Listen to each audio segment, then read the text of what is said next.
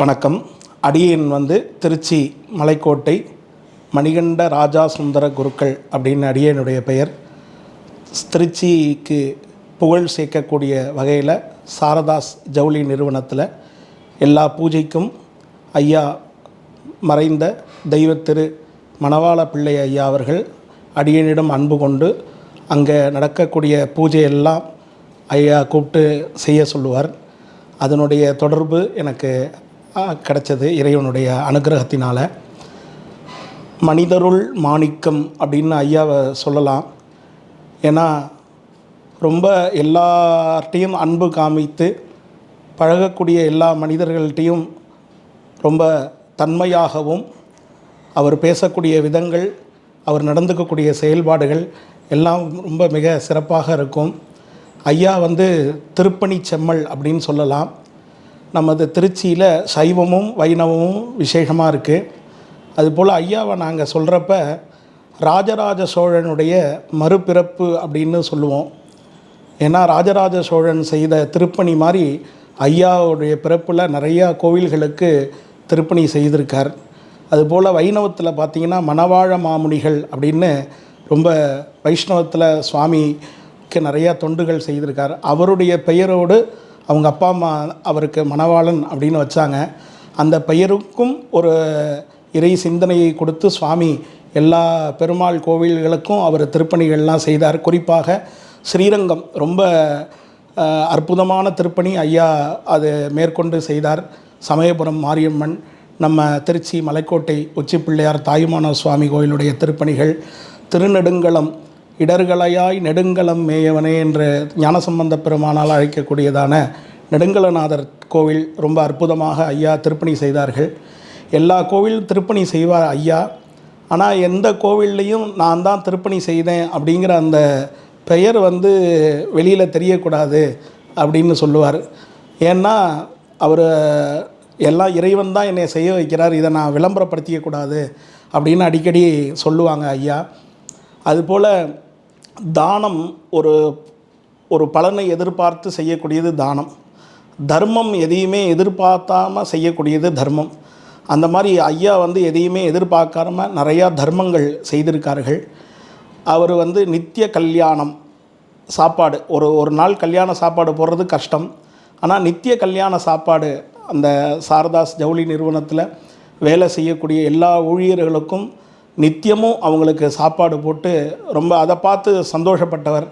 அந்த சாப்பாடும் ரொம்ப சிறப்பாக இருக்கணும் அப்படின்னு சொல்லி பார்த்து அரிசி பருப்பு எல்லாமே நம்ம வீட்டில் நம்ம குழந்தைகளுக்கு அப்பா அம்மா எப்படி கவனிப்பாங்களோ அதுபோல் ஐயா ஊழியர்களை தன்னை குழந்தையாக நினச்சி தான் அந்த நித்திய கல்யாணம் சாப்பாடு போட்டார்.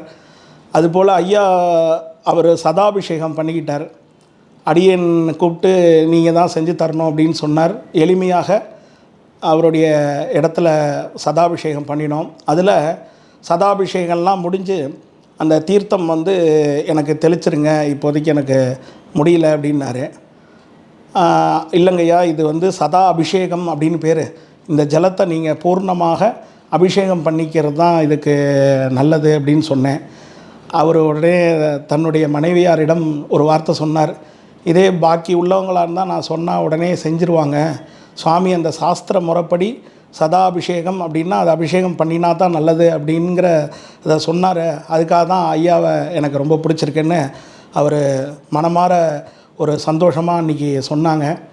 ஐயாவுடைய இந்த மனசு நம்ம அவருடைய வாழ்க்கையில் அவருக்கு எல்லாம் நல்லதே நடக்கணும் அப்படின்னு எல்லா கோவில்களையும் நாங்கள் எல்லா சிவாச்சாரியாரும் ஐயாக்காக பிரார்த்தனை பண்ணிகிட்டு இருக்கோம்.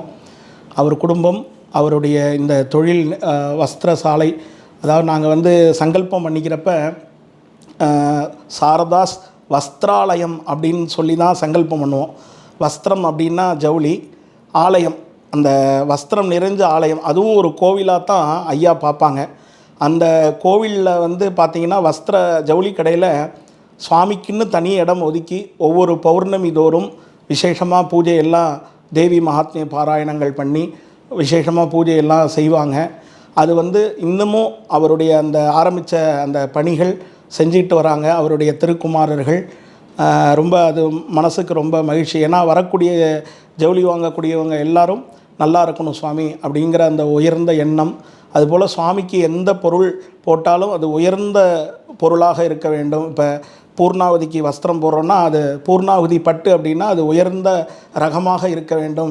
அக்னியில் தான் போடுறோமே, சாதாரணமாக எடுப்போமே அப்படிங்கிறதெல்லாம் இல்லாமல் எல்லாத்துலேயுமே முதன்மையாக இருந்து செய்யணுங்கிற ஒரு இதை ஐயா சொல்லி கொடுத்துருக்காங்க.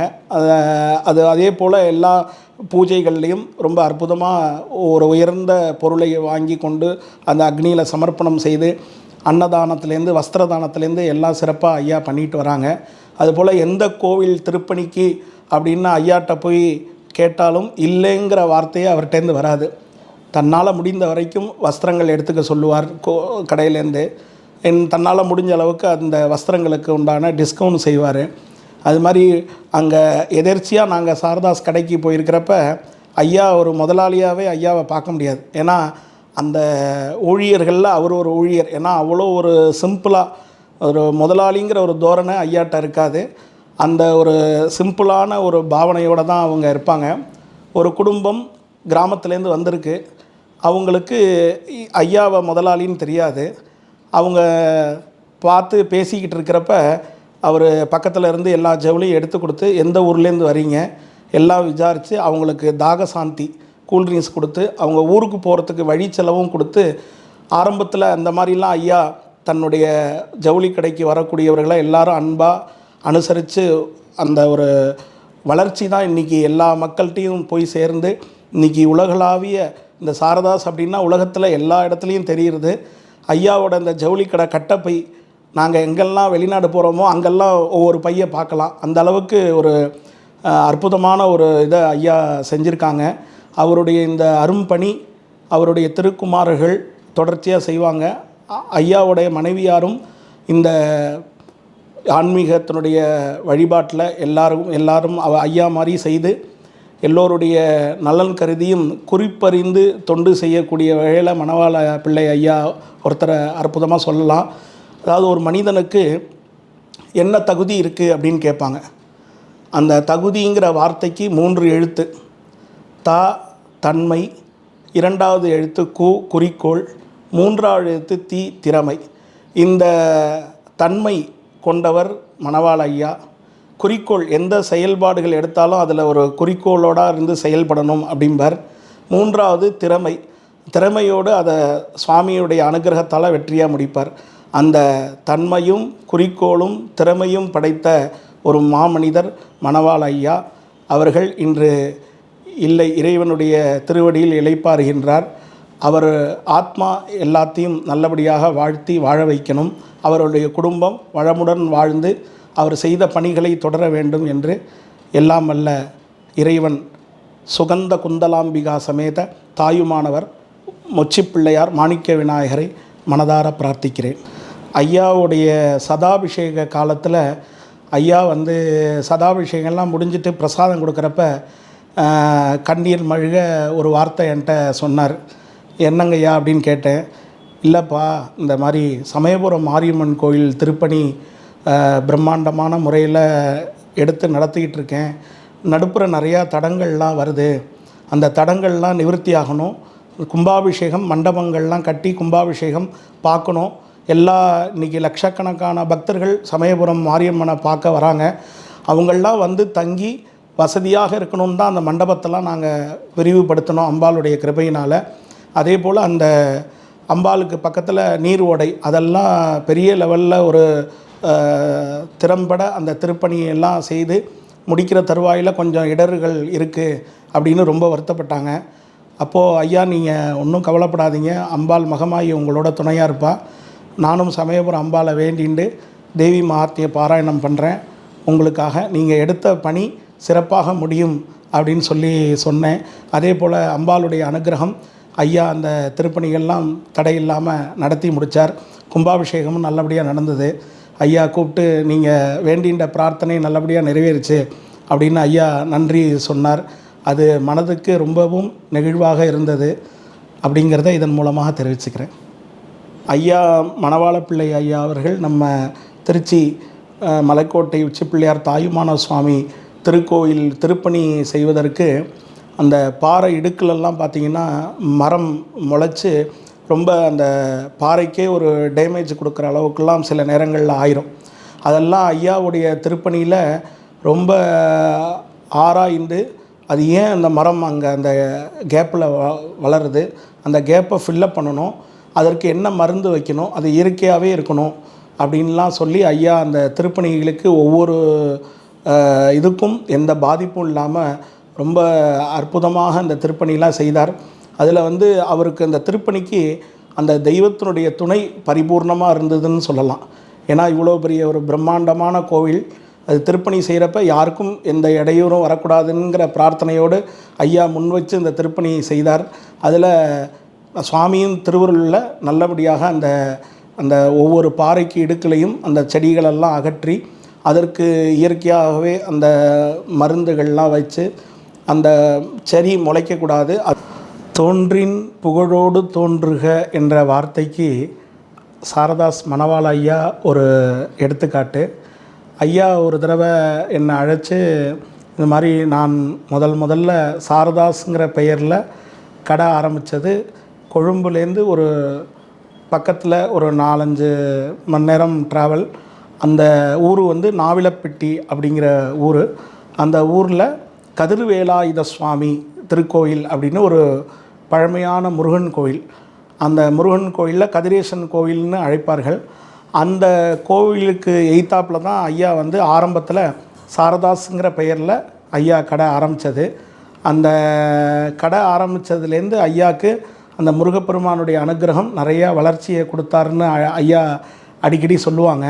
அந்த முருகப்பெருமானுடைய கோயில் கும்பாபிஷேகம் பண்ணுறதுக்கு ஐயாட்டேந்து இங்கே நம்ம திருச்சி தமிழ்நாட்டில் வேத விற்பனர்கள்லாம் வேத பாராயணத்துக்கு அழைச்சி அங்கே சிறப்பாக அந்த கும்பாபிஷேகம் நடக்கணும் அப்படின்னு ஐயாட்ட சொல்கிறப்ப ஐயா ஐயாவுடைய நண்பர் அங்கே ஜனஸ்ரீ டெக்டைல்ஸ் சொக்கநாத பிள்ளை ஐயா இருக்காங்க. அவங்க மூலியமாக ஐயா தொடர்பு கொண்டு நம்ம போய் அந்த வேத பாராயணங்கள்லாம் செய்தோம். அப்போ ஐயாவுடைய அந்த கடையை பார்த்தோம். சாரதாஸுங்கிற பெயரோடு அந்த கடை இருந்தது. அந்த கடைக்கும் போயிட்டு ஐயா இந்த இடத்துலேருந்து வளர்ச்சியானதை நாங்கள் மனசார நினச்சி சந்தோஷப்பட்டோம்.